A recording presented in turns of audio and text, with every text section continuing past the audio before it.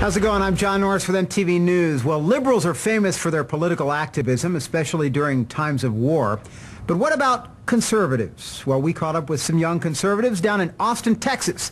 That's bush country, son, who've been taking a page from the left-wing playbook on civil disobedience for some time now. They're using the tools of protest to shake things up.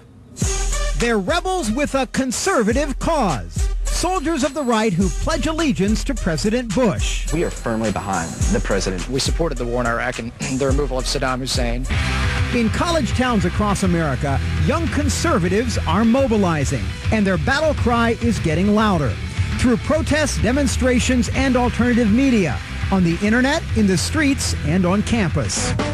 Especially now, there seems to be a rise of conservative kind of grassroots efforts in America. We're kind of rebelling against the 60s generation, our parents' generation. Unlike the prim and proper young Republicans of yore, these guys aren't afraid to break the rules. You'll be my first arrest, okay? Okay, I'm asking you to leave now. Meet the protest warriors, activists who got their start by crashing an anti-war rally in San Francisco. San Francisco is so overwhelmingly leftist, and that's the only voice you hear in that city. At first we were just going to go as spectators, just kind of see what it's like, but then we thought, why not go in there posing as protesters, kind of make up our own slogans to see what happens. What started on a whim became a crusade. With the power of the internet, Kfir and Allen built an army and stormed Washington, D.C.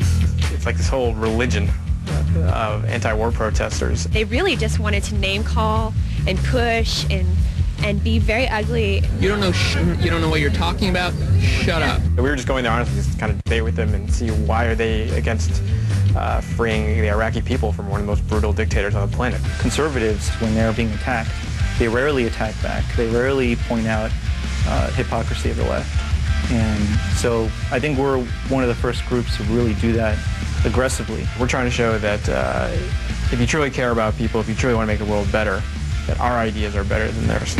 So the fight continues, and now it's a full-time job. The Warriors are gearing up for more protests, and they're also making a documentary about liberal bias in education. Universities are shutting out conservative thought. There's no ideological diversity among professors. It's an issue that inspired another group, the Young Conservatives of Texas, to create the Professor Watch List. This is a repeated trend of professors using their classroom as a means to propagandize their political ideology. That's what the watch list went after. I think it's definitely a good thing because it gives students the information that they need to know about their professors with regards to their political biases. As political debate deepens this election year, these right-wing renegades say they're here to stay. There's a lot more conservatives than people think. Our side is now sort of the revolutionaries, where I think we're the true liberals and they're now the conservatives. We are a lot louder these days, especially on the college campuses. If the liberals don't like it, well, too bad.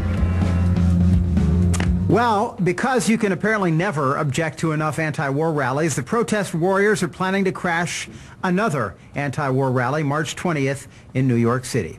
That is the news for now. Stay tuned for more news at 10 to the hour here on MTV.